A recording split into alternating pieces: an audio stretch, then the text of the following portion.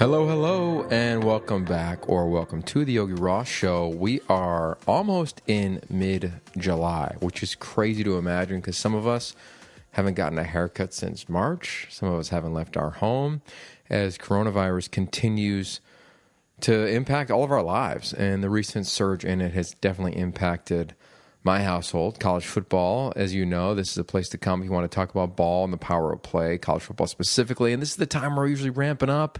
It's the last weekend or so with your families, and then it's media days, and then it's training camps, and then the season is on. Well, we are not sure if any of that will be on. Hi, I'm the host of the Yogi Roth Show, Yogi Roth. Thanks for joining me once again. I'm excited for today's conversation. And also regarding the college football news, by the time you listen to this podcast, the news might have completely changed. So I think my take on it now is just to be patient, to be where my feet are, and just try to stay connected to the decisions that get made, and which is now, of course, no non-conference games are going to be happening in a few conferences. I'd imagine that'll happen in every conference. And we'll see what we can salvage regarding a season. Hopefully we get some sort of college football season, but much more importantly, hopefully all of you and anybody playing this great game that we love is safe. That clearly is paramount.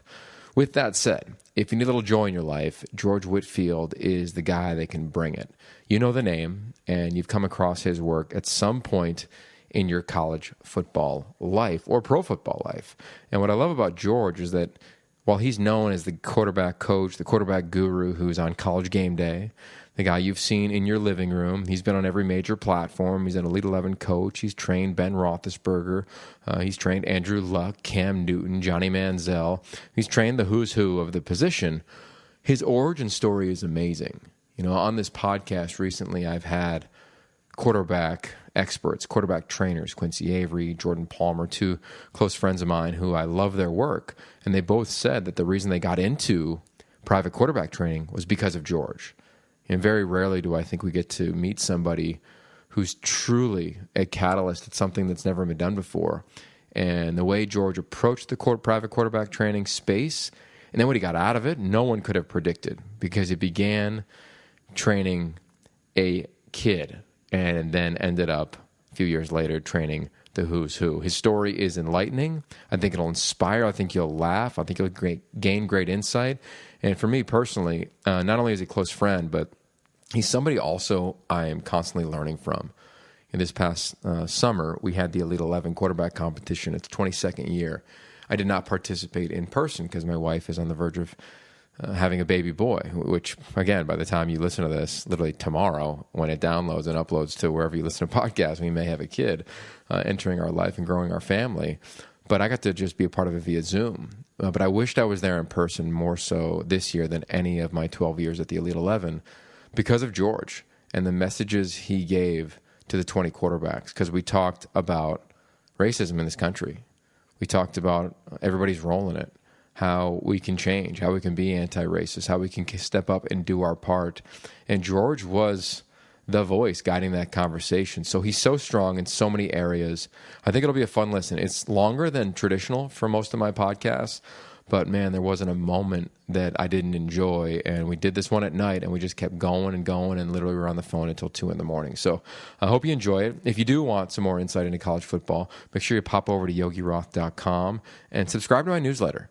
It's going to be ramping up. It's been pretty fun to get back in the flow of that thing. Hopefully give you some unique takes, as it's kind of in college football, at least every conference, I think, at least as of now, is doing something a little bit different. So we'll see how that all shakes out, and I'll try to keep you abreast of everything that I come across. All right, I'm getting out of the way. This is George Whitfield, an incredible conversation, a beautiful person, and somebody that I think will feed a little bit into your soul, if not tremendously feed into who you are as you listen to our conversation. Peace. You know, when you start a podcast, you write down a list of people that you want to have on, right? You think of your friends, your family. My first podcast, as some of you may or may not know, was my mom, because I made a film based on my father and on him and his life. And I was like, if I'm going to do a podcast, I could do my mom number 2. But on that initial list was the guy we're finally talking to. It's a couple years in. It's George Whitfield. George, I've always wanted to have you on. I apologize it took so long, but thank you for finally coming onto this podcast, man. No, this is hallowed ground now. This is like getting a chance to do the seventh inning stretch game at Wrigley. Like what an honor. I'm so proud of you and so excited to do this. So I'm going to follow you wherever you want to go. I love it. All right, so we're in quarantine. It is mid-July. There's a lot happening. I got like fireworks still right outside of my house happening basically every night. I don't know if it's that way in San Diego as well. So you're going to hear some ambient sounds, I'm sure, throughout this thing. College football has been postponed in a couple conferences. Who knows by the time you listen to this what will happen also in college football. But George, I think first and foremost, to me, you're a close friend. We go and talk about everything. We can't have a 2-minute call. It is a couple hours. And when I think about you, I think about the first time I recall like going hard in the paint with you on a conversation. And it was in Stanford, California. Yep, in the hotel. At the hotel at Elite 11. I'm hosting the show. We're talking. All of a sudden, it's 3 a.m. and we haven't stopped. Like, this is the first time I've thought of that moment in a while. It just kind of came to me. Do you recall that night? 1,000%. I remember sitting on the side of my bed. You sat in the desk chair. And first we were talking in the lobby, and they started shutting stuff down in the lobby. And then like we were right in mid-story or mid-discussion. I was like, but and you're like, no, I got time. I was like, all right, great. I'm like on the 3rd or 4th floor. Let's wrap. You mean I'm a night owl and an early bird. If you could hang, you're like, shit, I got you. I can hang too. And we stayed in it. But we were talking culture, ball, the role of the quarterback, which is now it's just clearer than ever, who we are, how we both arrived, because you had a unique path coming in from Pennsylvania, and I had a unique path coming to Southern California from Ohio, and that. Like, they're both like atypical routes. And I remember the discussion. And then, since then, like you said, it's never stopped. It hasn't stopped. And you took the world by storm. I can remember when I was coaching at USC, and then after that, we're referencing connecting at the Elite 11, and you became the guy in quarterback training. With that said, you're known as the guy who's on College Gameday. You're known as the guy who, you didn't play in the league, but you train everybody who's anybody who's been a top pick, who's played in the NFL. You are a household name in that regard. But what I love about you is you didn't begin the career, you didn't begin the craft by saying, I'm going to train Cam Newton, Andrew Luck, Johnny Manziel, the laundry list. You can go online and see them all. They're who's who. But you began why is I think at the core of it that I'd love to start with. Oh my goodness. So the beginning was more divine than it was tactical. I'm 25 years old. I had just finished 3+ bounce around years in the AF2, Arena Football League 2. I had a training camp in Arena Football League 1, and I was in a couple of mini camps with the Vikings and Redskins. So I'm talking, when people say they had a cup of tea, I could see the teapot, and there's no more tea in there. Like that's where I was. So I had been on the South Pole forever. Mailboxes all around the South Pole. I'm in San Diego. Football is done, and I felt great. I always tell people this. I just kind of compare it to you and your ambitions and dreams. If they manifested, it'd be like a horse, and every athlete has a horse, right? So when you're little, it's got wobbly legs to it. When these guys are in their latter years, the horses like get older, and it's because you're older, and this, that, and the other. So for me, I came out of college at Tiffin University. I went right to Iowa. Was basically a graduate assistant in the conditioning room, weight room. And, love being on that scene, love seeing that level. Did not have a love for the strength and conditioning, but did my level best. There was 10 players on the team at Iowa that were older than me. There were 6 guys that were married. And the next oldest coach was Brett Bielema, who's now with the Patriots. He was 10 years older than I was. He was the next oldest coach. So my world, I could relate to the players much easier, right? I'm 21. I turned 22 when I was there. Bill was 32. So when I got there, I finished the year. We played Texas Tech in the bowl game. And I remember leaving the bowl game thinking, I'm going to try and I can still play. I can't play at your age, and I can't play at your age, and I can't play at your age. But me and all these guys are still playing. I'm there. I'm going to still play. So I made a run for arena. Fast forward 3 years, me and my horse got a chance to make a run for it. And that's all you want to do. At the time, my horse got parked, and I'm on the ground. Just because the classic, we didn't get into the Kentucky Derby. I mean, being a 6-foot-ish quarterback from Tiffin University, which most people are like, where is it? It's in Northeast Ohio. It's about an hour northeast of Ohio State. D2.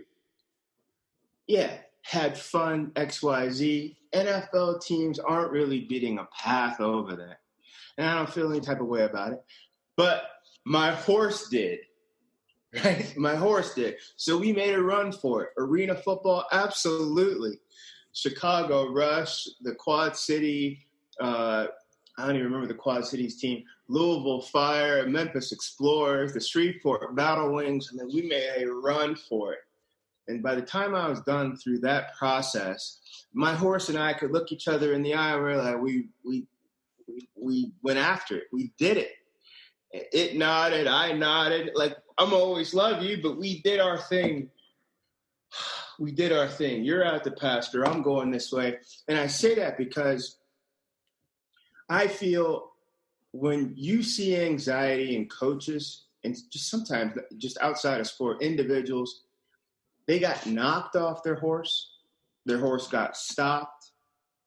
They didn't get a chance to run it out. And you can always feel that frustration and angst in certain people. They did not get a chance to run it out. Now, my horse and I ran down some dirt roads, but we ran. Arena, I never forget, my sister Yogi, she called me one day in DeSoto, Mississippi, training camp for Memphis Explorers. And she called and she says, what are you doing? And literally, I'm sitting in a little house on a golf course with 2 other roommates who are asleep, and I'm up studying this little small playbook with the back screen door open, and it was the best answer I think I've ever given anybody. I said, I'm studying my playbook. At 23, 24 years old, it just sounds weird. It's like a nerd thing, but I could tell somebody that looked up to me, what are you doing right now? I'm studying my playbook. It was the best answer. When I rewind it all the way back to Iowa, and you mount that horse, and you're like, what's a great thing, maybe not the best thing, what's a great thing that could happen 2 years from now? Your sister could call and you could say, I'm studying a playbook. So I take those wins to heart. Okay. So now we're in San Diego. I'm done. And I'm done. My horse and I, we feel great. It's got mud all over its, chest and harness. And I got, it's like, I don't know how far we went, but we went. Right. So now I'm trying to surf, longboarding. It's tougher than I thought it was, more peaceful than I thought it was. Then I had the idea I'm going to go to law school. So I wanted to go to back east, Miami of Ohio or Villanova or all these different schools, Georgetown, lofty. So I was like, how are you going to prep for that? You need an attack plan for everything. So I'm going to study the LSAT on my own here in San Diego. So I'm doing that, met a couple of guys, met a buddy that worked at a private high school, and he happened to be at the beach. And he goes, hey, I know a family that's looking for someone to market their beer. It's a husband and wife. They're trying to build a beer company. They want somebody to market their beer. And I was like, I don't know anything about beer, right? I know Corona, Bud, little Heineken, the night's right. I don't market it. I need marketing for that. I don't know. It's like, it doesn't matter. They'll train you. They'll teach you. They're coming up with some pale this and Pilsner that and all that. You'll learn it. Just, you should just touch base. His reason being, it'll help you learn the city. San Diego's a big old stretched out city. I mean, it's massive. You could go from one point to another point and you're still in the city 45 minutes, hour later. And you've been going the same direction. So I thought, all right, you know what? That ain't too bad. So I submit my little resume in, and the resume goes into a household, 2 parents, couple kids. They have a 4th grade son, Mikey Hinckley. He had never played football. Dad had never played football. But he had let them know. He had made several overtures. I'm going to play football. And the parents said yes to football. He said, I want to play quarterback. No to quarterback, because you'll wind up playing behind somebody's son. Like they didn't really understand football, but they understood enough savviness to know that position is a sanctuary, and you're just not going to bring your sword and shield up there, especially at that age, in their mind, and just come play. So my resume lands into that household with the Hinkleys, husband and wife trying to put a beer company together. Mom prints it out, leaves it on the counter, and all it said was football, football, football. That's it. The whole resume. I had been attached to some team or another. Most of them they haven't heard of, right? And the team they had heard of, I was coaching at in the Big Ten, and then decided to leave to go play for some teams they hadn't heard of. So she, as she tells it, she sees the resume, prints it out, and shows her son in the morning. Mikey, look, there's a football coach. We might bring on a marketing. And he says, well, what position did he play? I don't know, because it doesn't say quarterback on there. It's just your spot. She leaves for a morning meeting. He's there with the nanny and his little sister.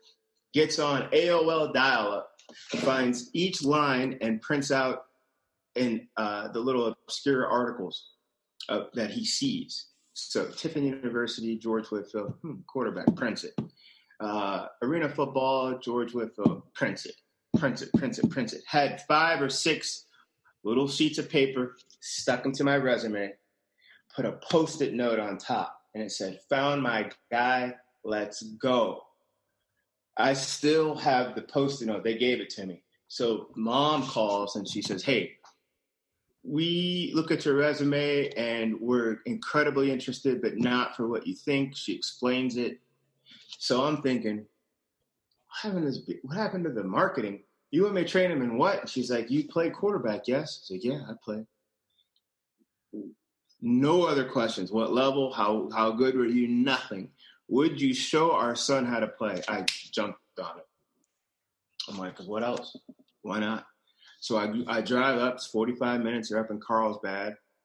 A little league field. Mikey, who is little. Mom, Dad. Mom's got the camera, and when I talk to them, I said, Dad should wear workout stuff too. I'm going to teach both. Because I've always thought Dad is also the quarterback. Dad is also a quarterback coach.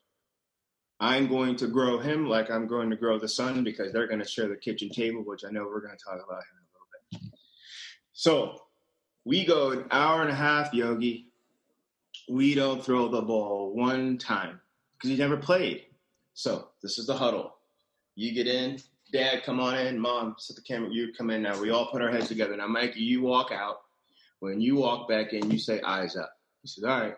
So I tell the dad, you look down. Mom, you look up, and I'm going to look up.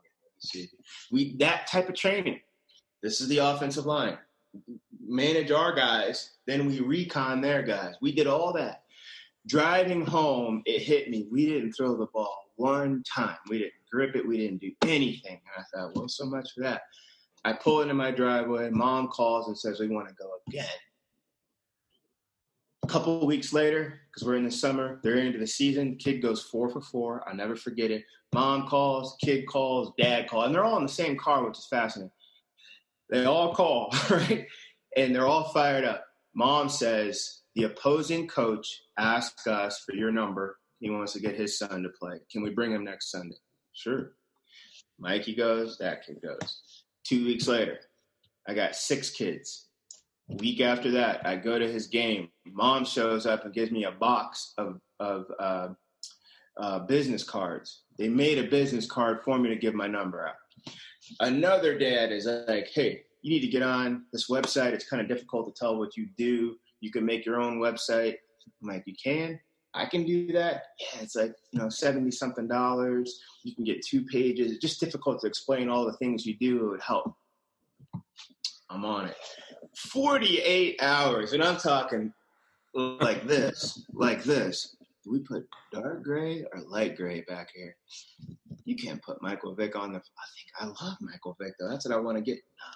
I'm talking to myself. I don't have anybody to show. Can't put yourself on there from Tiffin University. Nobody knows where Tiffin's at. Not yet. We'll figure it out. And all these things. So by Thanksgiving, that's September. By Thanksgiving, I had 27 or 28 quarterbacks. It just grew. One parent would see another kid play and say, who was that? And I'll never forget, a handful of college coaches would always say, people should see it in the film. Don't tell me. I should just see it in the film. I don't want no explanations or nothing. I just want to hit play and I'll see it. I'll see what kind of coaching and teaching you've done. So that went. We get to the holidays and my dad calls. I mean, I talk to him all the time, but he didn't ask about the LSAT prep. He goes, what's going on with the LSAT? I said, oh, man, we've been killing it, right? We've been killing it. But I've been doing this training, and I started telling him how much fun I'm doing and how it's blowing up and how it's a business now. And I said, Dad, this is great. I don't think I'm going to do law school for another year. And he said, are you going to go all in? And my father is an ex-principal and a former high school coach. That hit. Are you going to go all in? Do you have a basis for your curriculum? If somebody walks out there on the field and they used to play football and they challenge you on why you're doing the 3-step drop the way you're doing it, do you have a response? That's not the only way you do a 3-step drop. Do you know what college coaches want? Don't you aspire for all these youngsters to go up the totem pole and play in college?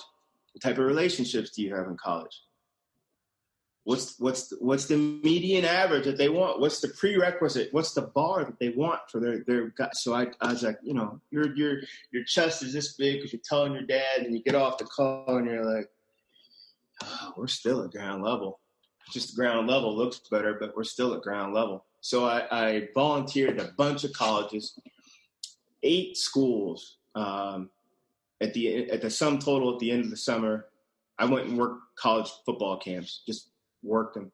I made $65 more than what all the flights cost me to get to all the places. And it was the best deal I ever had because I took all those camps and I took those little notebooks. They look like this spiral top and you flip them. I had it in the back of my back pocket. So if Yogi Roth is explaining to all the quarterbacks here at Texas what he wants, how the drills should go, et cetera, I'm scratching notes. And in some of them, I'm like, wow, that is like seeing the 12th planet. That is unbelievable. Other drills I'd see and I'd be like, I kind of see what he's saying, but looking at the kids, he could have said it a lot clearer. I can fix that at home. I can explain that. The drill is still solid. I'll take that. Another thing, you'd be like, he didn't even need the front half of all that explanation. You really only need the back of this thing. We'll just do this when we get home. I come home, we nerd out, we train, things viral and spiral, and kids mess up on a drill, but you're like, honestly, that's not a mistake. It looks like we got a new drill. Let's see if we can't duplicate that, and then do we have a purpose for doing it? And then it went. Then I start working with a couple high school guys because my guys are little. And the only reason I had high school guys is because a 6th grader had better footwork than his junior brother. And his brother then decided to come out. And then we get college guys, and then we get a call. It all changed with Ben Rothlisberger. So what year is this? Like, what year do you start? 2010. I started in 2006 with the Hinkleys. Okay. 2006 with the Hinkleys. It was 2009 with Ben Rothlisberger, so 2.5 years, because we're September 2009. September 2006. So it hit 7, 8, 9. And I got a call from Ben Roethlisberger's agents. He had got suspended. And I had really 24 hours for us to get on the flight to go out and see Ben. I had met Ben in the off season in Orange County and on a football field, which that was another story in and of itself. And they said, hey, he can't leave Pittsburgh. It'd be a bad look. And he can't. I didn't know how NFL suspensions work. He can't go to the building, and they can't talk to him. He's completely quarantined, really isolated. And they said, we'd like to send you out there to go with him.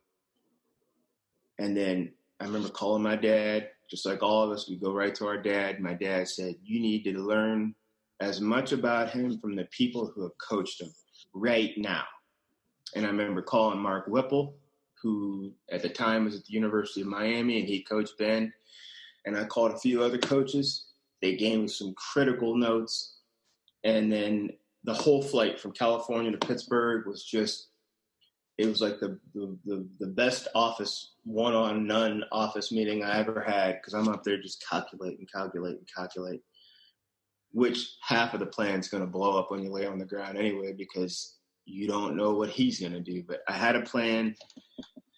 Thank God it worked. He was great. I went in thinking, first you got to earn your voice. This guy's only 3 years younger than you.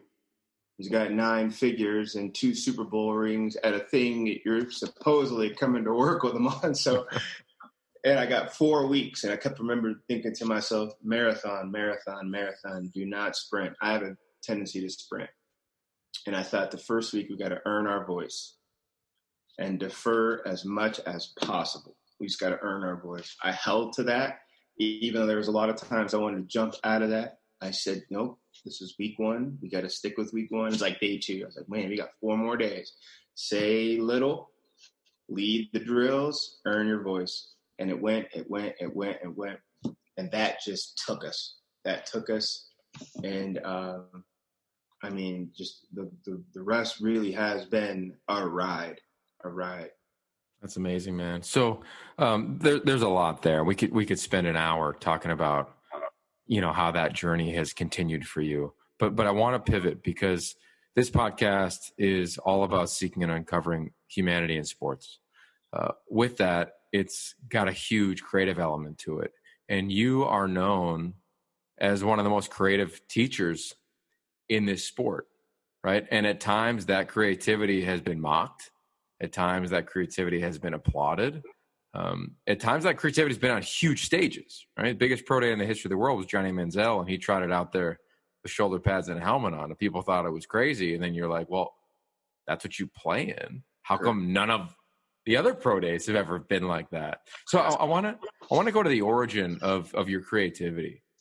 How does your mind work around teaching this game? So I have a tremendous advantage because I have grown up in a household with 2 teachers. My mom will retire this next year as a 2nd, 3rd grade teacher. Dad's been a principal really my whole life. And both of them have always said it only really matters if the student gets it. And not all the kids are going to sit down and be, equal in their understandings, their approaches. My dad calls it a frequency. Kids have different frequencies. And he said the better teachers understand that. But he always said the best teachers can connect to multiple frequencies. So you're on a different level up if you recognize that Yogi sees it one way and Joey sees it one way and George sees it another way. But you're truly moving the needle if you can then turn and plug. So when I got on the field, and I've been like this as a kid, flipping things to like a metaphor or something simpler that still holds that always resonated with me. The quarterback position can get technical real quick, and that bogs people down. You don't want people to get bogged down. Like if there's a relatable subject to training quarterbacks, it's math. To me, it's math. It's math and music combined. There's a soul part to it, and in the soul part, there's a jazz element that you're like, look, just go. I can't. Whatever you're doing, you just keep going. But let's go back to But the math part, the technical aspect is important, but you don't have to speak about it in those technical math terms. I just need you to remember this in the third quarter. I just need you to remember this on the drive home so you can teach your kid's sister, because that's what you and I talked about. If you can teach it, you know it. So I got to give it to you in a way you can turn and give it to your kid's sister. And that was really the essence of it. I never really worried about,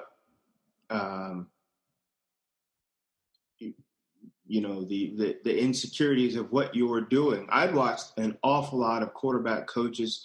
I watched old film of like Lou Holtz and his staff training people, and I'd watched old stuff of Jim Zorn and learned an awful lot. I'd watched all that, but I also watched how the game is played now, or as I was coming through. So I thought, look, if I got to get something across to you, and okay, the first shot we didn't catch on the first one. All right, let's try the second remix. Didn't work.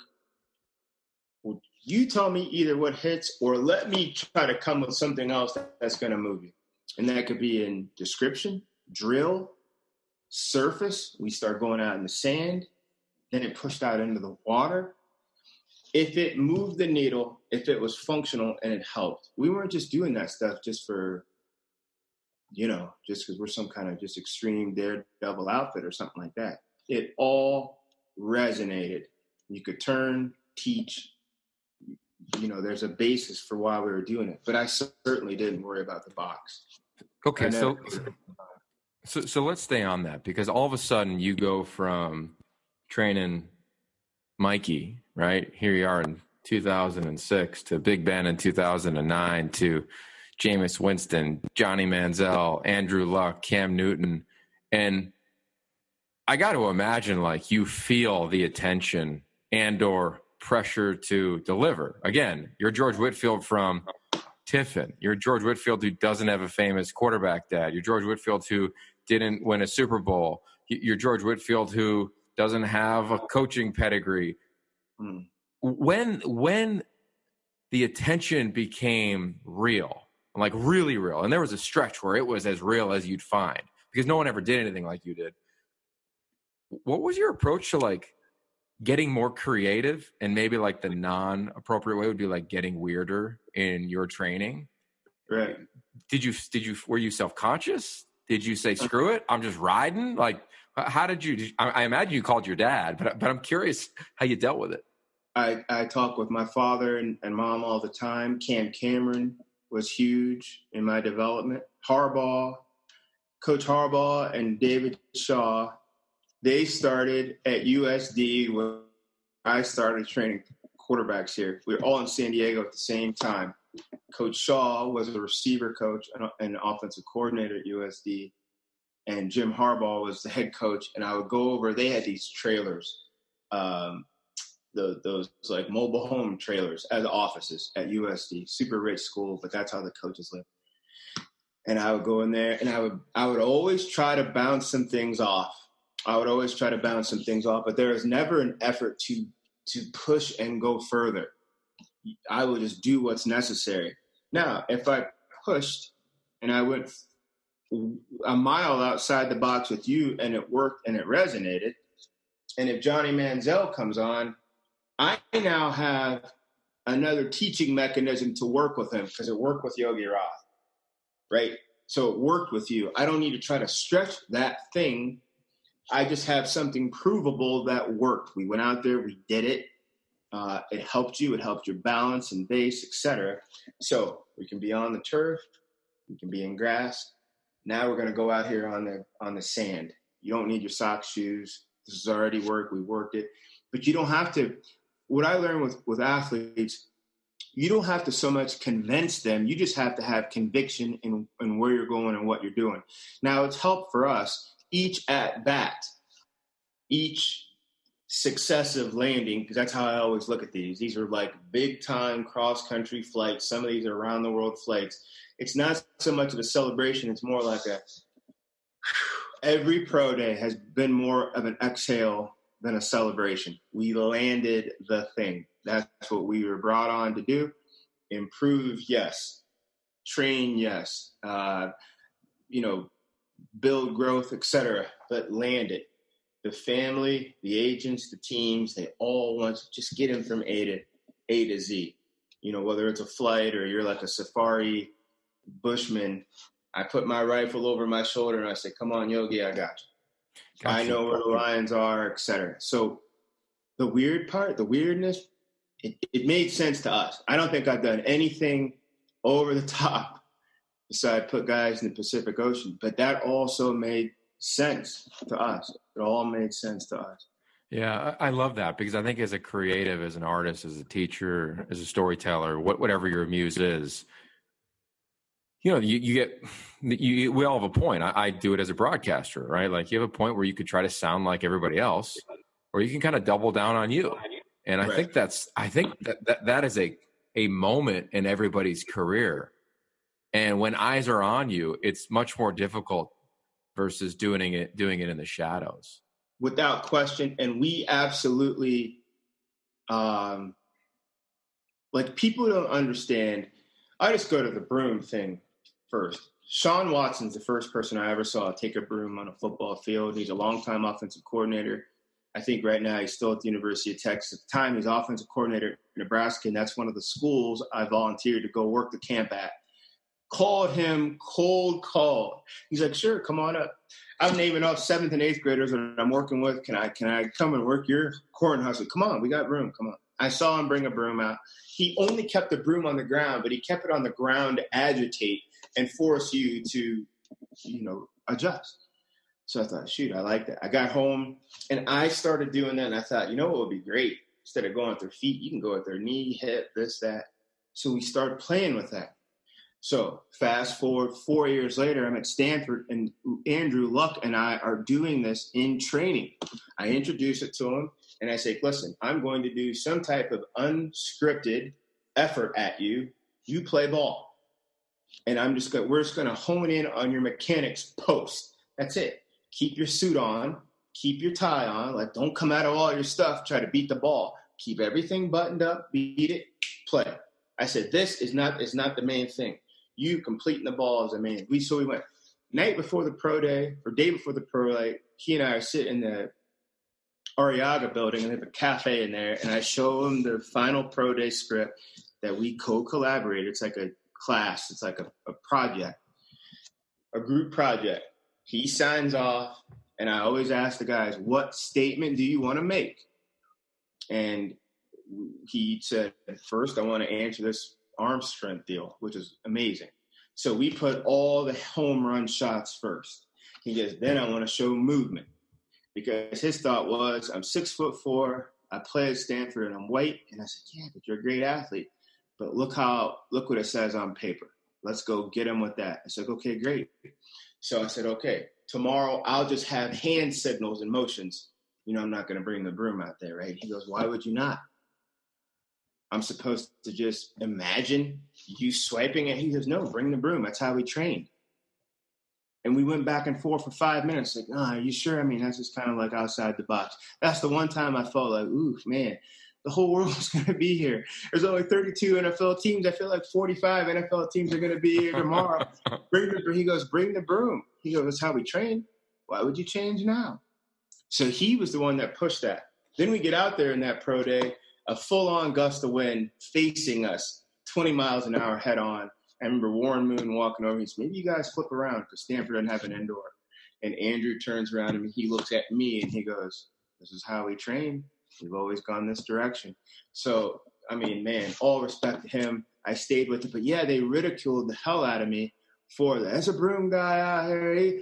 I don't know if he's got a rake. He's probably better with a shovel. Andrew, look, I mean, like a broom's going to tackle him. And you see all this chatter.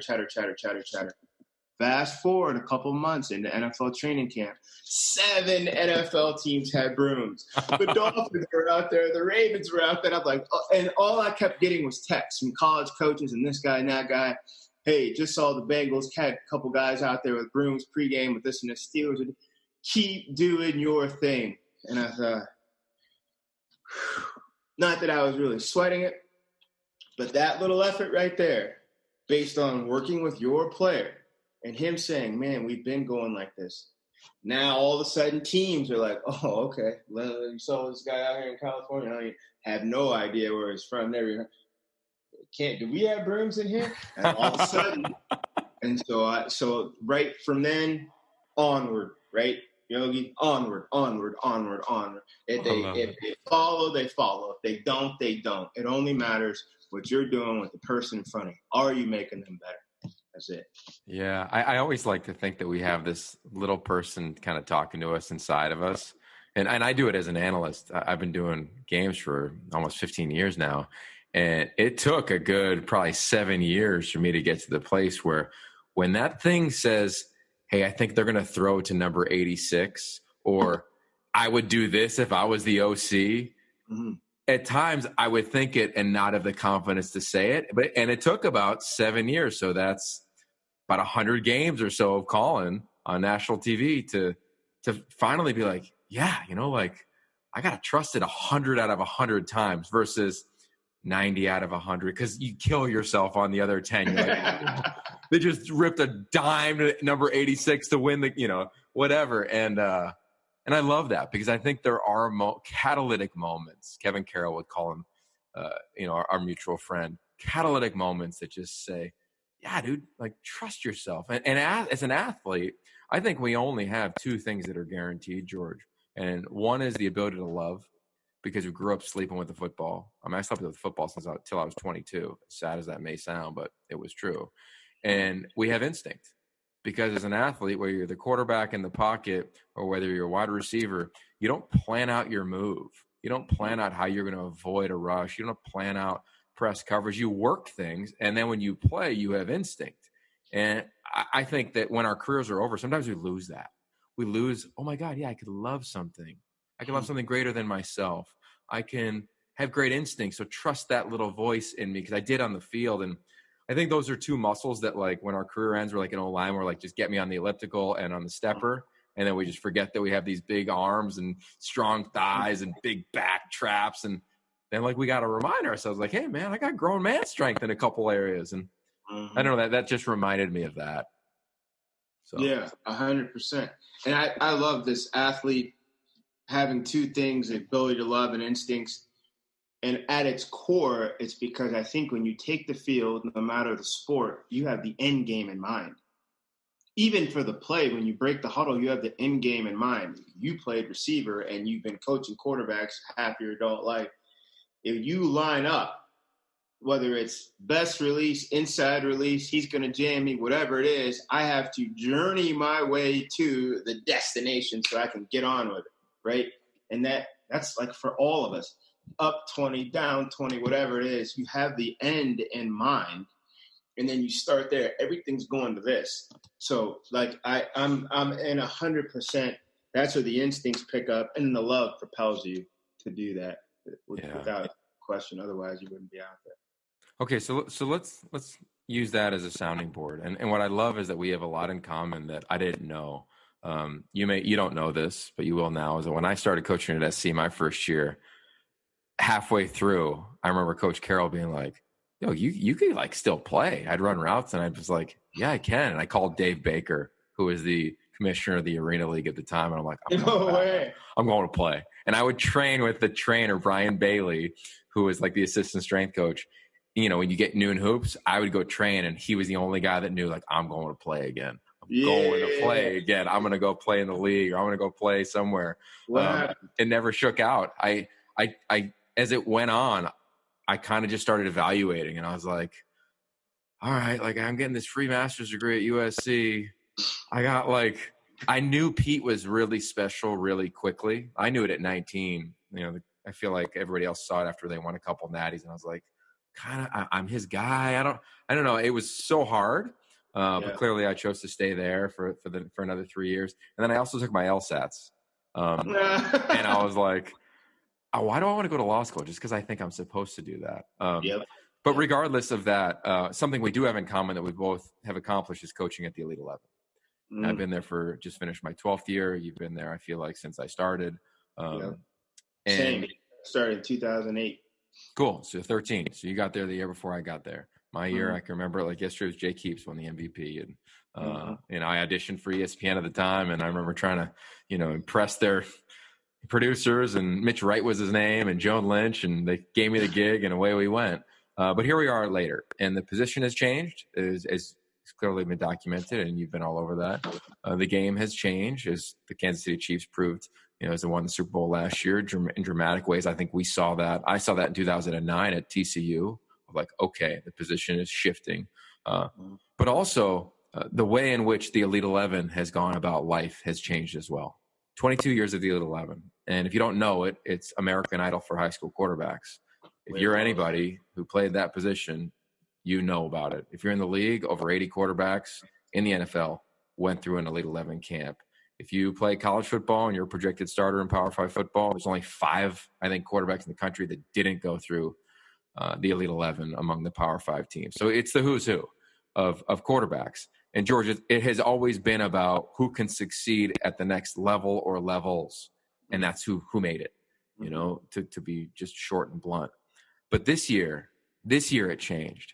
And this year for me, I don't want to put words in your mouth, but it is the most enjoyable year I had at the Elite 11. And physically, I wasn't even there because my wife is about to give birth any moment now.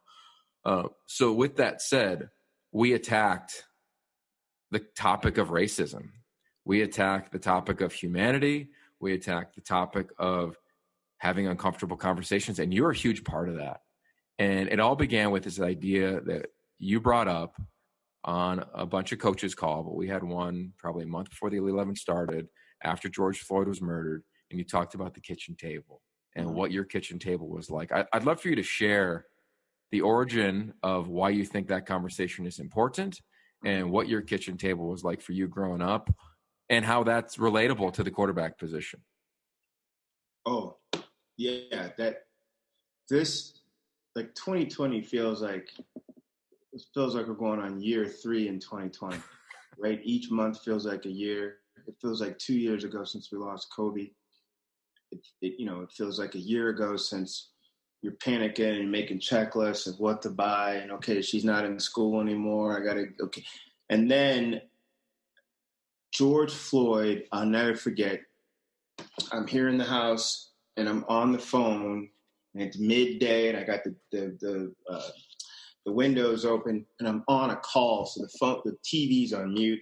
I walk in and I see it on CNN. I don't know if it was live or just after. And then I see an officer on him, et cetera. And I walk back out and I come back in and I walk back out and I come back in and they pronounce him dead. And I thought, oh my God, I just watched his life on mute. And I remember hearing the coach and the most surreal and visceral part of it was that he's looking at us, all of us. It just happens to be that way. Imagine if his head was tilted the other way. You want to think everyone would have responded and been hit the same. I don't. I think because we could see his eyes and his soul and the amount of time and you can see him. Oh, man. And so I just knelt right here by the couch and I thought about that. And then I had the TV back on. What a trivial situation to begin with.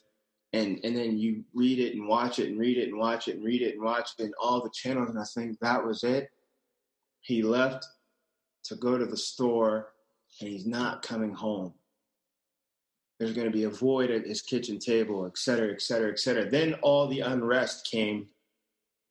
And just like you, I have a very diverse friend group and circle group and love group.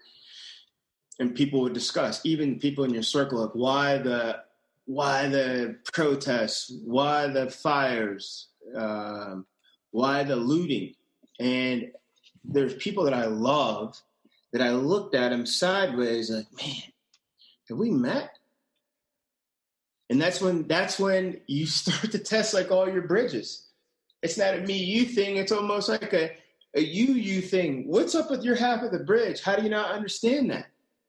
And my quick synopsis for them was, yes, some of the reactions are irrational and ugly and like unpredictable and traumatic. But so is the violence that's happening to Black people. The trauma, the irrationalness, the ugliness, all that pain is buried. Centuries worth.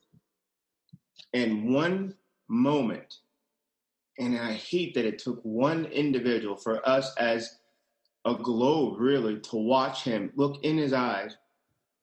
So anyway, we going forward, yes, we start having our discussions in Elite 11, which I thought was, I mean, for me, I sat just like this. I was up, anxious about him. Then you go from collectively trying to work it out, and everybody pushes their understandings out there, and some of us had an awful lot we put on the table. Some people you look at and you're like, that's it. You owe more. You owe more response than that. And then it can't be a condemnation piece. It's got to be a bring them along. Like that flip pretty quick. You got to bring them along.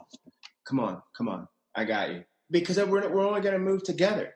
If you turn and condemn, you lost a source of effort. So that was the mantra. That was the seat I settled in through this whole eruption. That was the seat. You can pick up a lot of things. You can pick up a sword and shield and go, or you can grab all kinds of rope. Everybody's going to need some rope. Here you go. You can go a lot of ways. When it came to the quarterbacks and Elite 11's coming around the corner, I honestly didn't think we were going to have a chance to do it.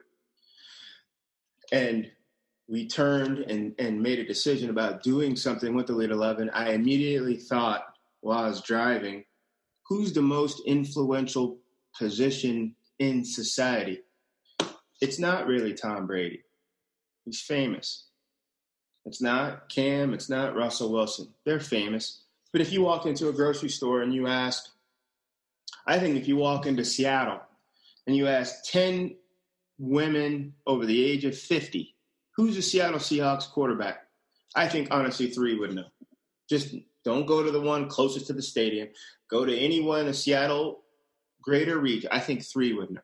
And that's a lot. My mom she's a mother of a nerd quarterback person. She's heard of Russell Wilson. She couldn't tell you who he plays for. So it's not the pros. They're famous, but they're not like whatever. The college kids, they're famous to the people that love them, wear their colors, and then those who are tied to the sport. The most influential position at a level is the high school quarterback. Everyone's had a high school quarterback, whether you played sports, didn't play sports, and just about everyone can go back and think, yeah, Ricky Green was our high school quarterback. He was good. Or, yeah, Yogi Roth. Yeah, he was our high school quarterback. You know, always threw with a little too much sauce, but hey, we almost made the whatever. But everyone, a lot of people go to colleges and they don't have football there. So football just doesn't really relate. Like, honestly, most colleges don't have football. They don't. And, you know, if you're really connected uber to sports, then you have some kind of draw. So really at the heart of most of America, it's your high school quarterback. Really passionate, romantic time in your life. Everything hit different.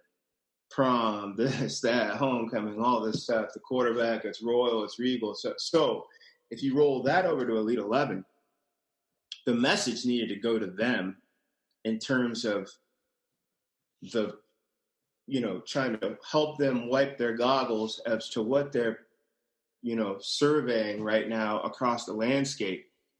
And then to open up the hatch in their back and then reaffirm, you are built for this. You are built for this. And the connecting piece to all that was to get them to understand other people's kitchen tables. And in this particular chapter in America, understand your African-American brother, teammate, friend down the street, understand their kitchen table. And it will, if you look close enough, hold on enough, and you have enough stamina, you will learn and understand their path. You will learn and understand how it relates to what's all happening. And then you will learn and understand where you are in relationship to that. in terms of that kitchen table. Yeah, I think it's a great analogy, and I'll never forget the Elite 11 staff calls that we had, and I'm sure staffs around all of athletics had conversations like this around race, right? Some would blow our minds with how impressive they were. Like I think of Stanford, I'm like, I bet that was amazing, right? Some have shocked us. I'm like, whoa, what's going on there? And some, will probably net out somewhere in the middle. And some are asking questions, all fine because we're having the conversation. But when we had ours, you and Gerard Johnson said something that has stuck with me in a huge way. Gerard, because I'll get to your story after when I turn it back to you, but Gerard said that, he's 6'5", 250 pounds. And as a quarterback who, if you don't know Gerard Johnson, just Google him. I called his games when he was at Texas A&M. That was first when I was getting going in broadcasting. And he said, you know what? I always knew when I walked into a room that I had to tone down who I was, big black man. And I sat there and I was like, wow, like he's never, and as he said, he never got to be fully himself in every environment. He said much more, but to just put a pin in it and then go to you, you said, wait, your kitchen table, you always told by your family, you got to be twice as good as the white quarterback. Yep. And I sat there and I said, okay, we're going to invite 20 quarterbacks around the country, all different backgrounds, all different kitchen tables, bunch of different skin colors, a lot of different, ethnic, socioeconomic, religious beliefs, backgrounds, etc. Ton of diversity at the position now compared to 20 years ago, maybe even 15 years ago. And I don't want a black quarterback to come into 11 ever thinking he needs to be more than he is. And if he wants to put a chip on his shoulder, like every athlete, put it on consciously. Don't have to wear one because society has put one on you. And that hit me at my core. So with that, I want you to share, like, what was it like? Like I referenced the broad brushstroke of your kitchen table, but you play quarterback. You are a black man, and you didn't come up in the era of Deshaun Watson and Jameis Winston and other black quarterbacks there in the NFL.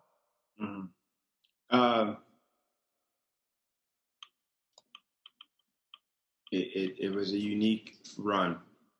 One that I often question, would you do it again? Some days I wake up, no, I'd go play safety or something else. Other days I wake up and I thought, no, I'd stay, but I would try to, involve this, instill this, and do that. My father is a longtime football coach, begged me not to play quarterback. He said, don't do it, son. Don't do it. Play this, play this, play this, play this. And he has never, ever tried to dissuade me from doing anything. But he said it with love. And I remember we were on a practice field at Perry High School. And it's weeks before I'm going to 7th grade football because he never let me play Little League, which is strange. I knew why. He didn't want me to feel like it was a job before. So wait till you're 7th grade and we'll play organized football. And he said, don't play it, don't play it, don't play it. And he tried to go into it. He says, it is not going to be a meritocracy at the position. It's not. This position is so incredibly subjective. And he had to break that down to me. You can hit 10 passes. Another quarterback can hit 5. There will be a reason why his 5 are better than your 10. So the math is not math. I'm telling you. So I go on and do it anyway. And then he gets behind me and supports me. And then the route, it's like a circuitous route, played at one of the biggest high schools in the country. Sophomore year, played everything. Junior year for varsity, I started as a corner. Senior year, I was a quarterback. Head coach in the middle of my senior year is taking calls and making calls to colleges that I would be a great defensive back because it's 6 foot and this, and this. He's like, I don't know, you're just not what they're looking for at quarterback. Never say anything about the ability. So long story short, I told you just basically from high school, then on to college, and we had success at a D2, then on to arena. The path was like outside. It was never Kentucky Derby. It was like these tracks over here. It was never like Broadway. It was like off Broadway. It was like really, it was off Broadway. And But you can find love in the game. You can find love in your day. You can fill it all with, why aren't we over there? Or whoever's on this track is getting it today or whatever. I can't really tell you when it switched over to, I know we're good enough to be over there. I know we are. It just your path moves so fast and it turns so fast. You can stay on or bail off. And I always had the feeling like, I'm going to stay on this path. We can always jump that wall and jump that median. We'll get back over there. Stay on. We're in. Double down. Like, that was just the attitude. So it was fascinating. My favorite quarterbacks growing up, Tony Rice, Notre Dame, Major Harris at West Virginia. They both wore 9. Steve McNair wore 9. Jim McMahon wore 9. Like, those are like so. But I'd always wondered, why doesn't Major Harris get a chance to go to the pros? Where's Tony Rice? Why isn't he going to the pros? I guess wow, there really is a wall. I remember loving Cordell Stewart, but damn, they're putting him at punt return and kickoff. I even had a college coach, Jim Trussell, my freshman year at Youngstown State as a freshman. He goes, we're going to drive over to Pittsburgh and watch the training camp, you and I. I was like, cool. We all are? Nope, you and I. We're going to go see Coach Cowher and Cordell Stewart. And Pittsburgh to Youngstown State's like not even an hour. He was like, we're going to go see all the different. I'm like, whoa. Cordell does all they call him Slash. He's like, yeah, he's incredibly valuable. I said, well, if we go, I want to watch Neil O'Donnell. And he was just like stopped by that. And I just reaffirmed. Neil O'Donnell's the everyday quarterback, right? His playbook doesn't have 9 titles, just has the 1. I think Cordell is incredible. And probably there's some comparisons that he and I at this age. I need to go watch the guy that's full time. That's where I'm at. Heart, soul, that's where I'm at. So it is something when coaches can take, and it's like a train station. They can just switch the tracks. Oh man, you're so athletic. Let's get you the ball over here. Man, you're so dynamic. And they do it through flattery and complimentary. And you got this embarrassment of riches and talents and this and this and this. And I've seen it all the time. If Lamar Jackson came up 15 years ago, he'd be the number 1 receiver in the NFL. He wouldn't be the MVP at quarterback. Mahomes would be in the game. Deshaun would be in the game. All those guys would be in the game. But if it's like anywhere in the 90s, the early 2000s, they'd all be doing other stuff in the game. Cam, all of them. And it takes a dent, somebody to come in and do, great things like Warren Moon. And then it takes another big-time breakthrough with Doug Williams' performance. And then Randall Cunningham has to come in a little bit of time, and Jeff Blake has to chip in, and this happens, and the dam breaks. And then it sends a signal, whatever happens up here, all the way down. And then coaches are like, we're just going to put the best, most confident guy, or just who is, yep, come on. Cornrows and all, afro and all, hell, mullet and all, come on. Because I don't think it's just that piece isn't just the black quarterback. It's almost like allowing the mold to come undone. You're not going to have Jim Everett and Drew Bledsoe and all those guys forever, Peyton Manning forever. The game has changed. Yeah. I'm with you. I think of Curtis Conway. He's a former colleague of mine at the Pac-12 Networks. Quarterback in high school. Dual threat. Todd Maranovich went to USC, I believe, at the same time. He moved to receiver. Curtis became a top 10 draft pick and left after his 3rd year, right? But now, CeeWay went Heisman coming out of high school at that position, right? Yep. And I haven't seen Curtis Conway's high school tape, but I bet it's as impressive or more impressive than any dual threat quarterback we've seen coming out of high school when you look at just the way he looks now, let alone back then, in terms of his sheer ability. But with that said, I want to stay on this topic of race for a minute. We walked out of Elite 11, and I felt did the best job we've done in 22 years of having a conversation, beginning the conversation about, hey, where are you from? What's it like at your kitchen table? And for the kid who grew up in the South and, has one black kid on his team, to the young man who grew up in, Los Angeles, Southern California, and is around a variety of different people and colors and, his backgrounds.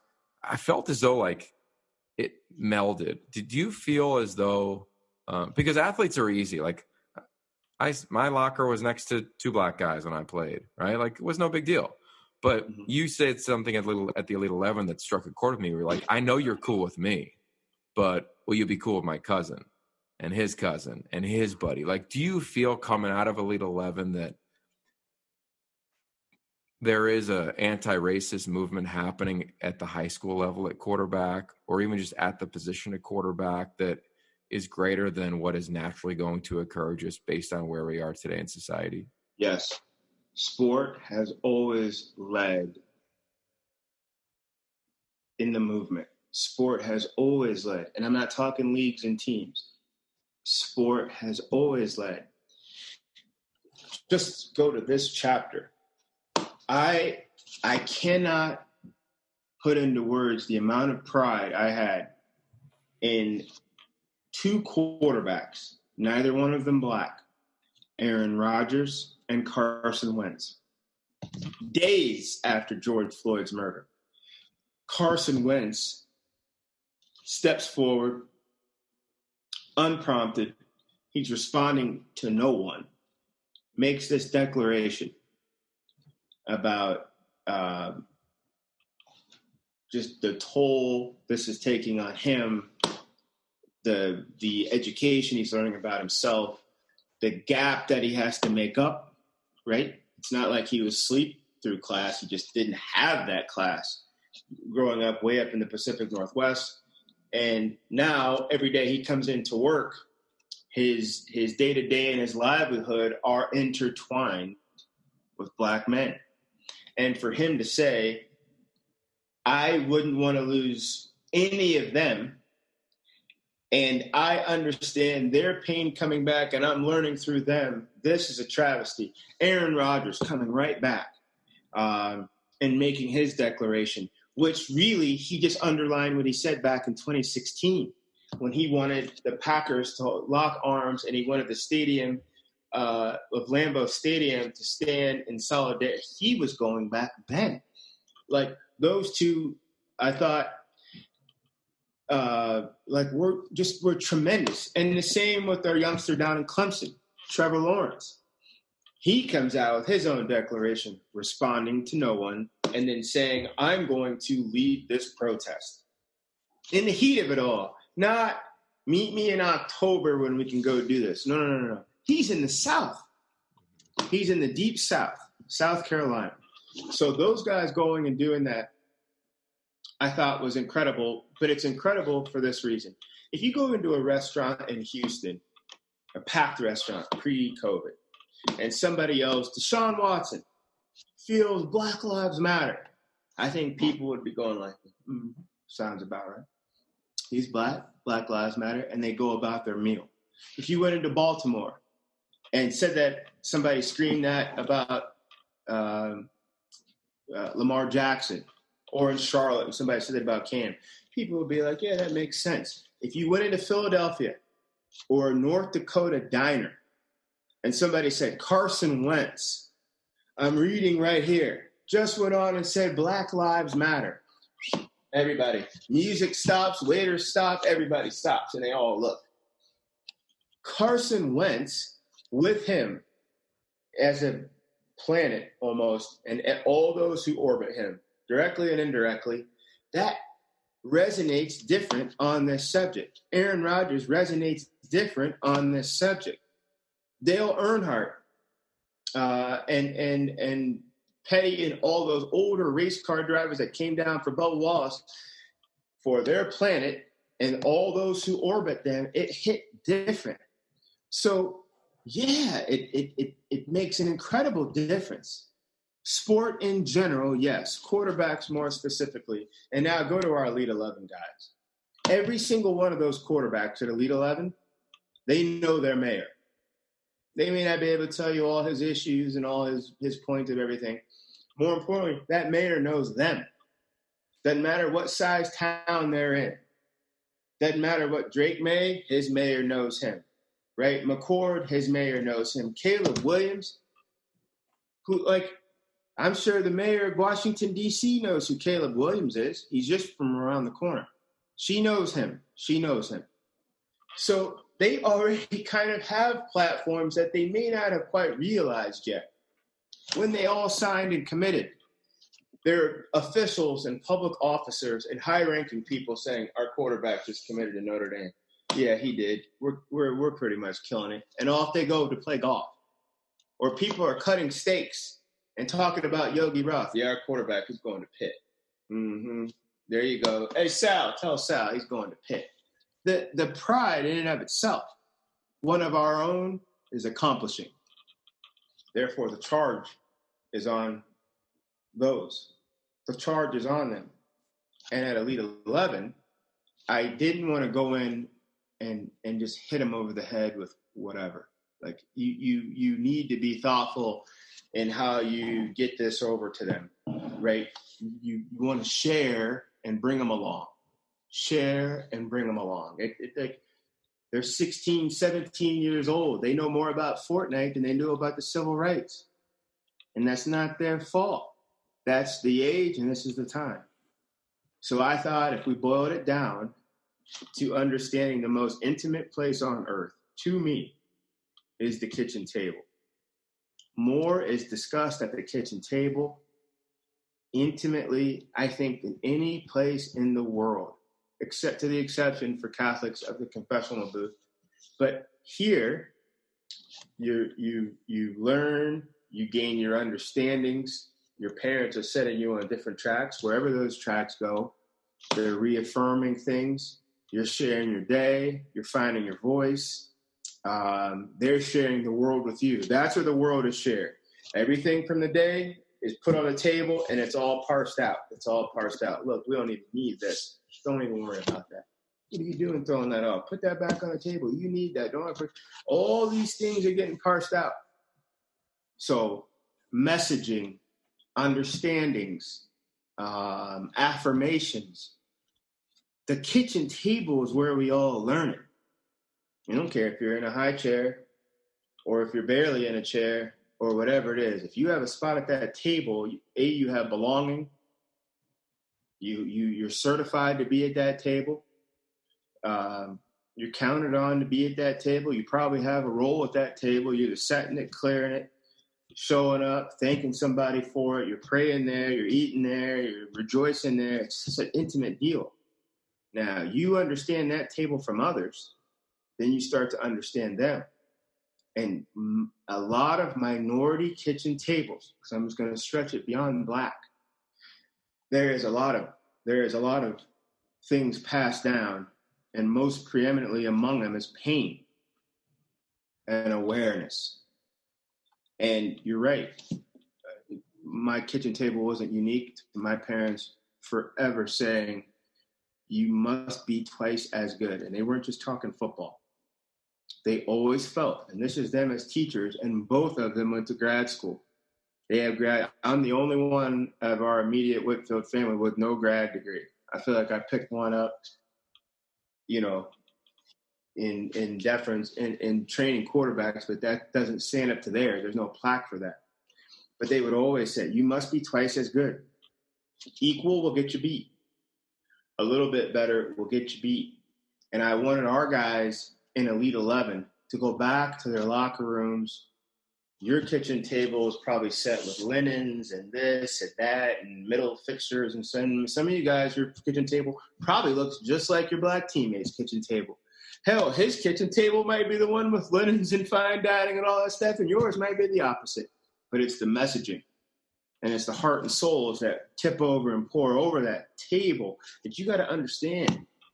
And you can't just go and yank people over there. I need to come over and see, observe, take in, and then I can get to know you, Yogi Roth, as opposed to being 2 miles away from your home or really on the opposite side of the globe and saying, you got to cross this line.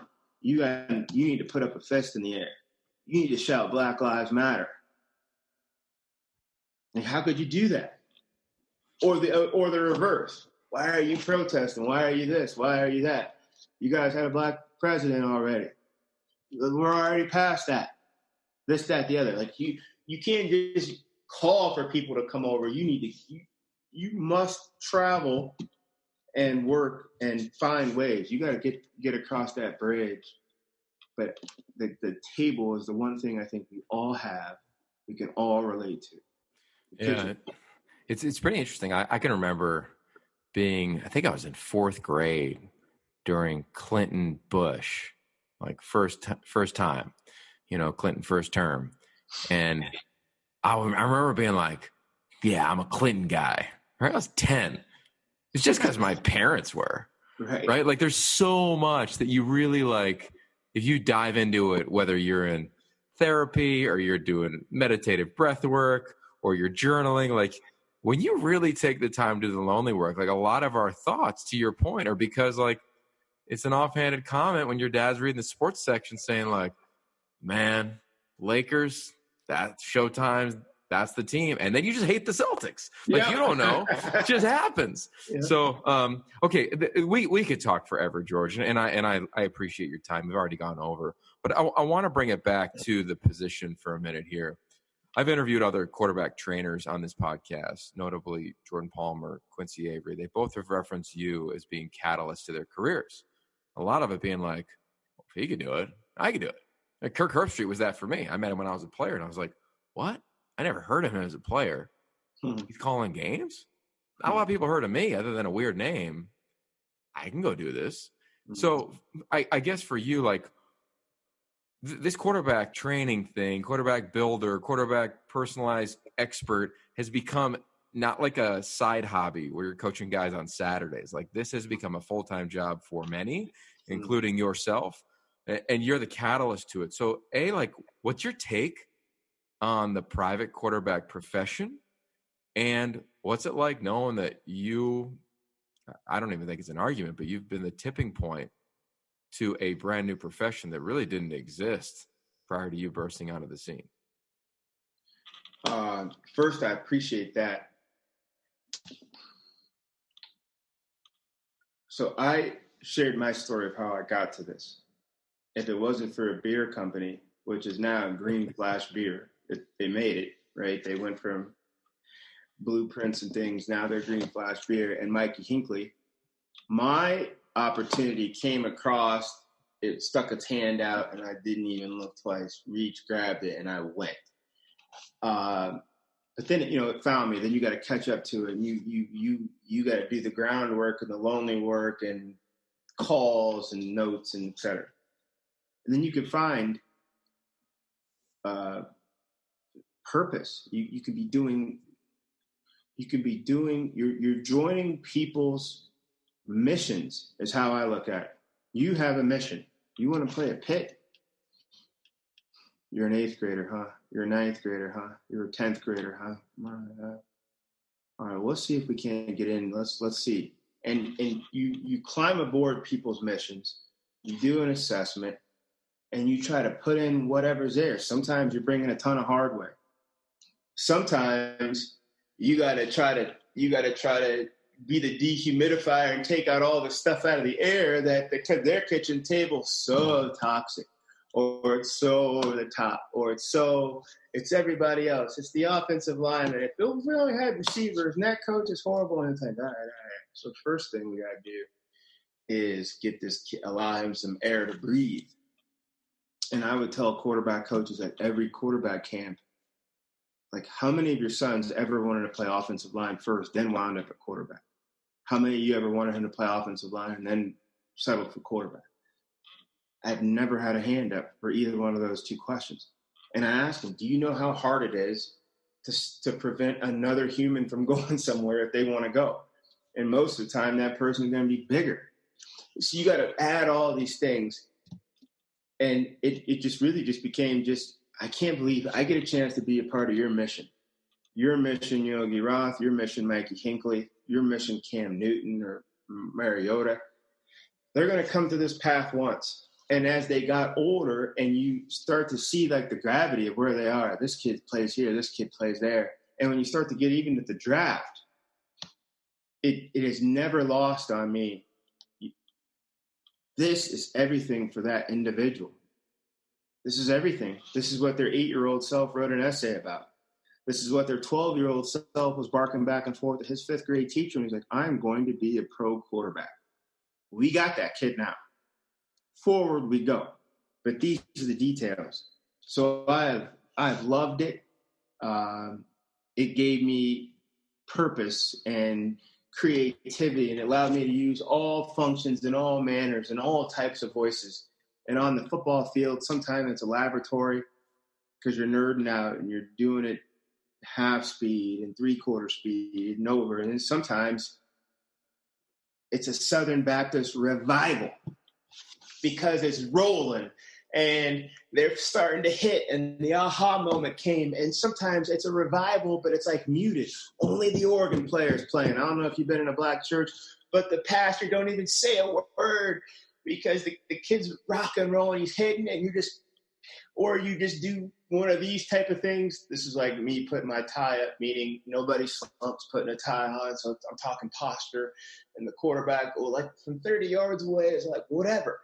So it has like a chemical, electric revival, like all of the stuff. And you go home and you're wiped out, and you move the needle, right? We advanced on 5 fronts. We didn't advance on these 5 fronts, but at least we know where we're at. And those guys came off the field with their head up. Yogi, it was a good day, Yogi, believe it or not. And you might look back at me and like, I didn't hit anything. My feet were all over the place. And I said, yeah, but now we know where we're at. Tomorrow, when we bring our construction site, we have a specific area we know we're going to. Sometimes that is the win. It ain't always try to fluff everything up. In regards to the industry,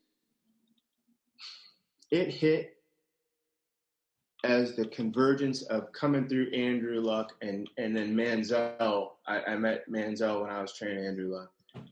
Now you got a number 1 quarterback on the wall and Cam Newton.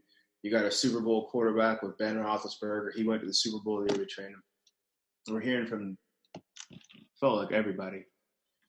And my response was, the game needs teachers.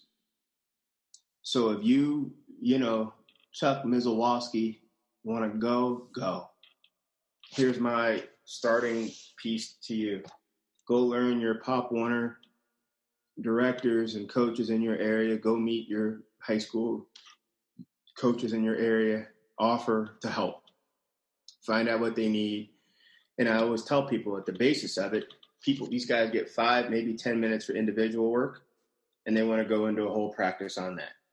So if you add up 3 practices a week, they get 15, maybe 30 minutes of individual work, and that's supposed to support the rest. So really the kids that are successful either have a quarterback at home, they're natural, they're an alien, or they've got somebody like you helping them. And I would always try to approach those scenarios or help people with it. We support coaches. Like really I teach, I don't coach. I always felt like coaches like my father, like David Shaw, or Mike Tomlin, or Ron Rivera, they were whistles. Like Yogi Roth, they were visors. They had game plans. I've never really prepped an installation. I've done it for training. I teach. I'm behind you. The off season's 8 months. You got your guy for 4. So if I'm on my game, you're really going to be on your game. So I need to be able to connect with you. So I always told people that the game needs more teachers. I've always pushed for it. I just think it's true. There was a point most NFL teams had a special teams coach and a tight ends coach, but not a sole quarterback coach, which is amazing. It did take a turn in the last couple of years. It did take an AAU type turn where it wasn't about the curriculum as much, and I still feel that. It's not about the curriculum. It's about the fraternity nature, the content nature, who's got ins, collaborations with agents and all those sorts of things. And now kids aren't making decisions so much based on what type of degree will I get here?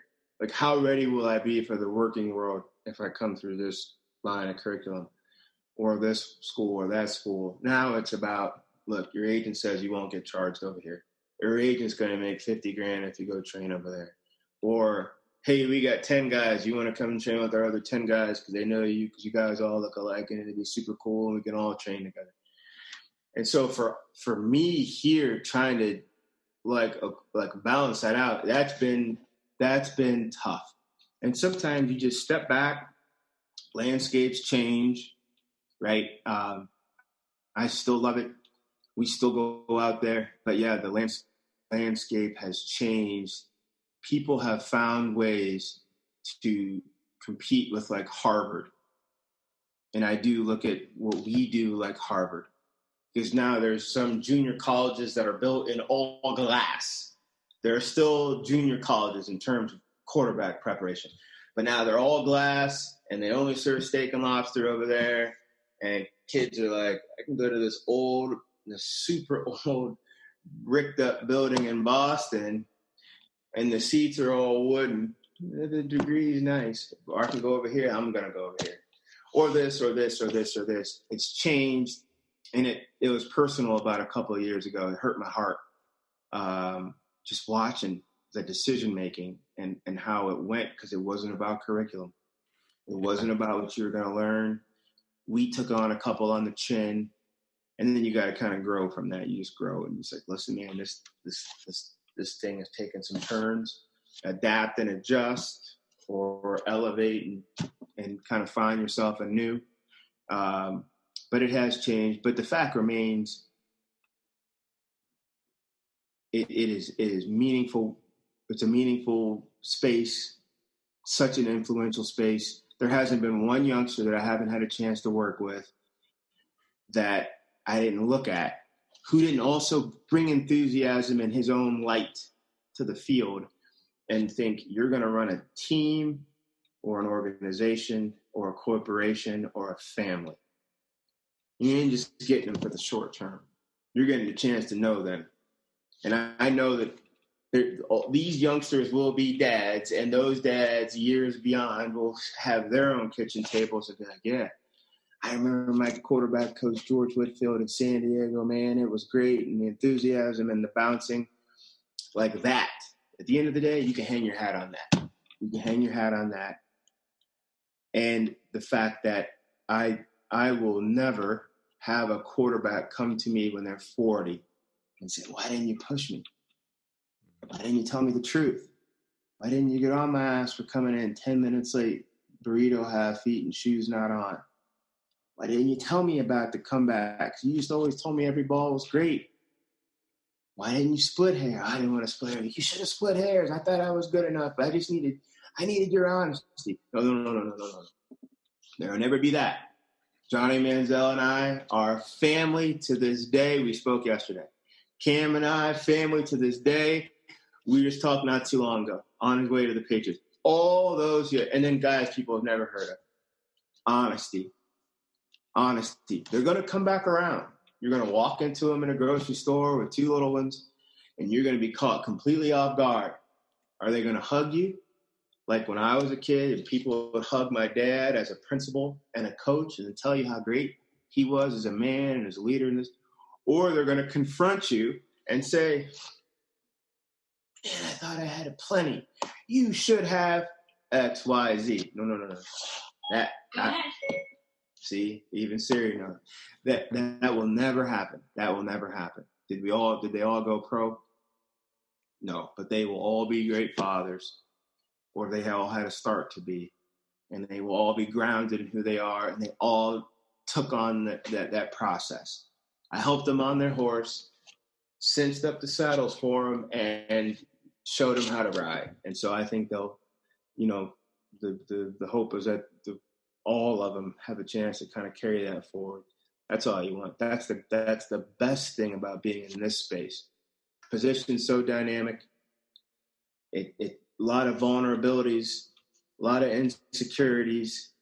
You're the only position in any sport whose name gets called every single play. That's it. Fail, succeed. They're going to call your name. Mm-hmm. Step forward, embrace it. stand up in class and ask somebody to read something, stand up on the bus when somebody's being threatened or bullied, step forward, step forward, step forward, step forward. You're built for it. That's why we've always pushed to be here with it. That's well said. I just think your answer to that question is so unique because you started it, as you referenced in 2006 with somebody nobody heard of. You've trained the guys that everybody have heard of, and then the profession began. And I just think it's really interesting because the profession has exploded. My take on it, I'm not in the profession of the day-to-day training. I flirted with it, and it just wasn't for me in my personality type for a bunch of reasons. I've seen the beauty and the brilliance of it. I've watched a lot of you guys train. I've seen the dark side and the ugliness of it. And to your point, they're fragile souls. Like I've always felt the quarterback, and I felt this way at SC when I was coaching, because Matt Leinart to this day is the coolest dude I've ever met. Most swag I've ever met. And when we were there, he was also the most fragile because that's the position. And I think that position requires that to a degree. 1 minute you can be, run and show, the most confident human on planet Earth. And the next you could be shaken. And how do you deal with that? And that's such a vulnerable position. And I didn't really know that until I got around Pete and Sark and started hearing about Steve Young when Coach Carroll was with the Niners, and just all the guys. And you find out this quarterback journey isn't just like, hey, it's selected to the Elite 11 and then I go and I'm Kyler Murray and I'm the number one pick. Like there are some moments, right? It's like the question that, I pose to our group on our conference calls is like, what is it like to be you? We all think we want to be that guy because we see him on Saturday or Sunday, but there are ebbs and flows. So I always go back to the quarterback coaches. You're either going to be the first call when it hits the fan, or bro, you would never get in a call, and that is like, and I get a lot of those calls. I think it's because I don't train those guys to a large degree, to be quite honest with you. And I know you do, and a lot of our core group does at the Elite 11, but there is a dark side of those other guys that, I worry about that, to be honest, around this craft. And that does need to be said. You can profit from the soccer mom and soccer dad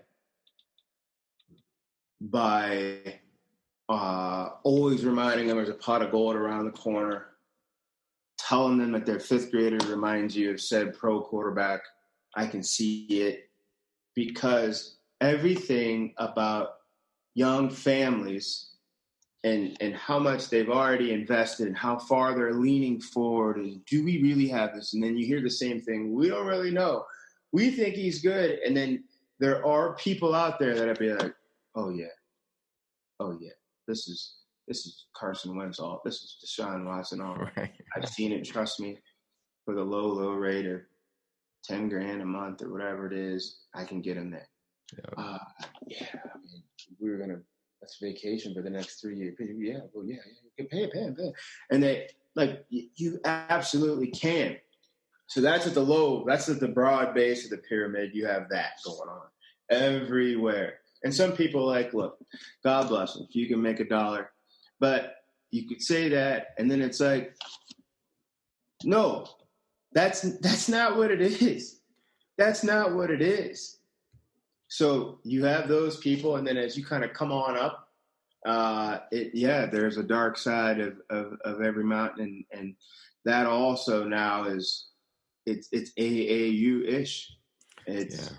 Everything's connected and entangled, and it's I don't want to be up here crying about it's lost the innocence of it, but it used to be hit the field, leave the field, I'm better, therefore I'm coming back tomorrow, and you should go, and this guy will see it, and this and this and this and this and this. But it's certainly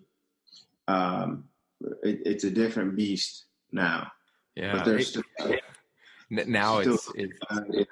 this isn't a bad thing, but it's because I love the book Athletes Are Brands too, but it's hit the field, make sure my photog's out there before I get off, airdrop it to me, and it's posted, which is totally cool, which is why I think you need people like, and on this podcast, it's been you, it's been Quincy, it's been JP, of guys to be like, all right, that's cool, but let's make sure we know your story. Make sure you know your story. Let's begin the process to get to know your voice. Let's not just play in the relative sandbox. And that's the part, that's why I want to do this series around you guys. Let's lean into this thing. So anyway, on that note, you've stayed for way too long, but I want to finish with this because the listeners want to know. They probably want to fast forward to this question, but what's up with George Whitfield now? You know, you've been on College Game Day. Mm-hmm. You've been on huge stages in the media. Obviously, we've talked a bunch of training. When I heard you at Elite 11, I was like, and I told you this, George, your sandbox got a little bit bigger. You know, I could hear you as a professor at Harvard, let alone, you know, at Stanford or these other places, communicating, educating, guiding young men and women around the power of play and race. You know, I hear I don't want to be like you're not the soccer mom I'm talking to, but I hear a version of Kevin Carroll who was just on this podcast and is a guy I call on my board of life. Like he's elevated in that regard. So like, we don't know who's going to be on the field this fall, but what are you thinking for you and where are you at in your world around this game? Great question. I came across, I think about 4 years ago, and I was with you, and we were talking about the difference between what you do and who you are. You are not who you are. And I remember, whether it's pro days and draft training and then draft day, you grow on draft day. Another number one, et cetera, et cetera. But what if he went second? What if he went second round? What if he went fifth round? What if a meteor hit, or it was 2020 and the number one guy didn't get drafted at all? Did you not do the work? Was the process not full of integrity and joy? It all hinges on that. And the competitor in you is like, yes, and this and this and this. But then I started to step back and be like, that's what I have a gift of doing, and that's what I love doing. That may not be me. And I had to say that a couple times out loud. And then I had to go through this process of like constantly doing an audit. All right, what do we have now? What do we know now? What have we been through now? Now, where does that put us? Now, what does that give us the ability to do? Now, how does that change my vision and scope?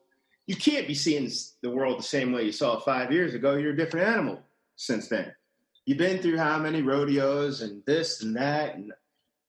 And so with quarterback training, I learned two things with guys on the field. There isn't an innate way to lead. There isn't. Whatever your definition of leadership is. And not all of these quarterbacks who come out of the locker room first, who the announcers are jumping on from the moment they hit the field to the post-game interviews, not all of them are comfortable with chaos or confrontation. So that started picking up. Really, it was way back. I had Braxton Miller. He came out days after they got beat by Michigan. I think it's like 2011 or 12. We're in Encinitas, next to like the surf shop here in San Diego. And I asked him, well, what's the biggest challenge? He goes, I don't know how I'm supposed to talk to the older guys. I go, what's that mean? He goes, well, I asked our coaches and they say, pick it up, just bring your voice. You got to let them hear you. And he goes, so they're just talking, just talk more? He's like, they don't say what to say. So I started finding that fascinating. This is a big military town, so I started drawing from some of these military people. And I go seek them out. Learn from this person. Hey, do you know anybody? Yep, learn from that person. And I started honing in on those two aspects, which are software. And over the course of time, we start trending toward that. We're still training the position. But working with one player on one field on a false step, that was a big deal, an important deal 8 years ago, and it's still a big deal today, but not big for us because we've seen that already, and there's many people who can help you with that. I think we serve you best by trying to go and get answers for the two big monsters coming at you. How are you going to stand up in front of your team at halftime or when called upon? And how are you going to stand there solid in the soles of your shoes when chaos or confrontation come? Because many are going to rely on you.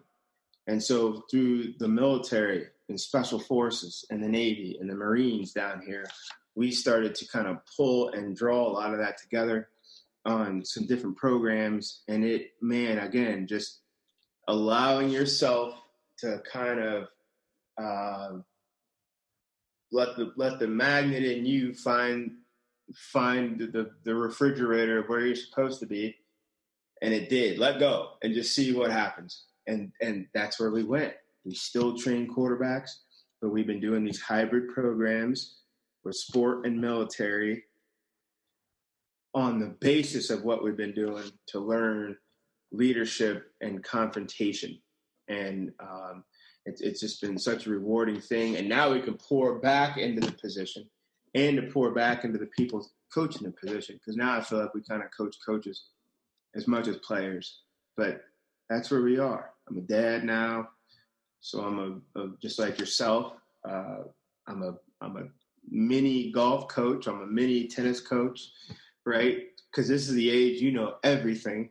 So I'm totally. YouTube has been my my class, and so anything.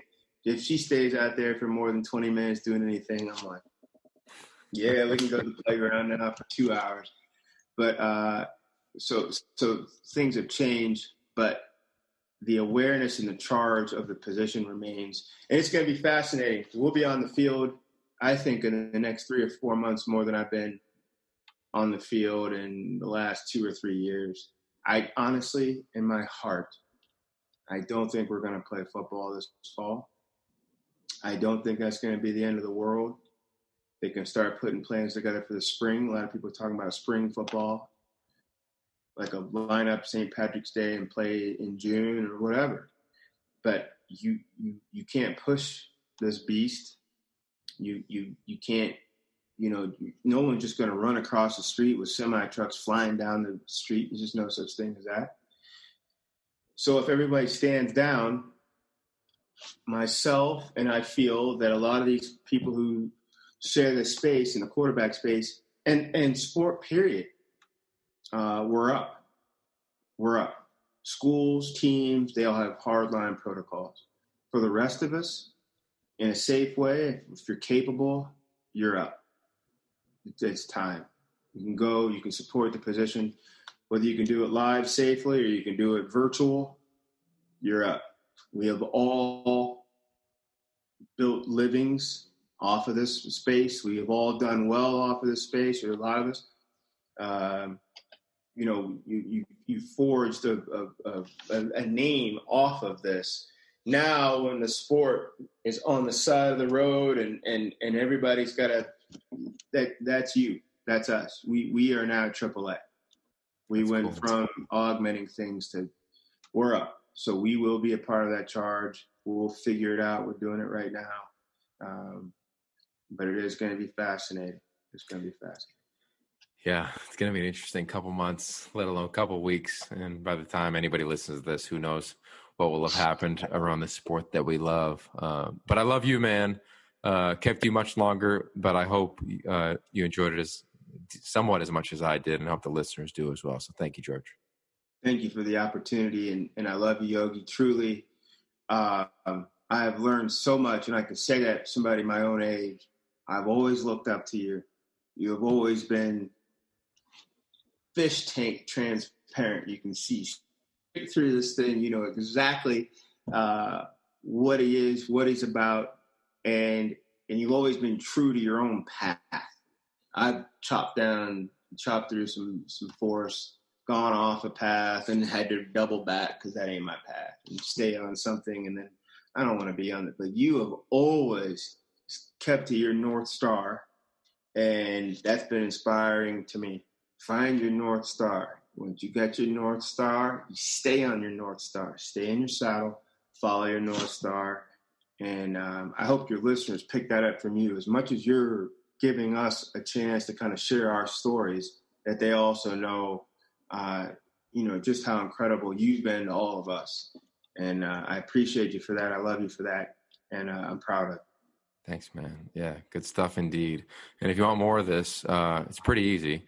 Just go to yogiroth.com and you got all the podcasts there. And I'm doing a newsletter now, George, which is pretty fun. And I'm kicking it out about every other week in the off season and the season. If it starts, you'll get it every Saturday in your inbox in the morning, kick off your Saturday football. But again, yogiroth.com.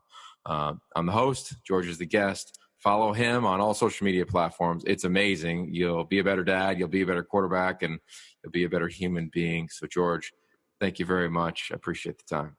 You got it. All right. Peace. Peace.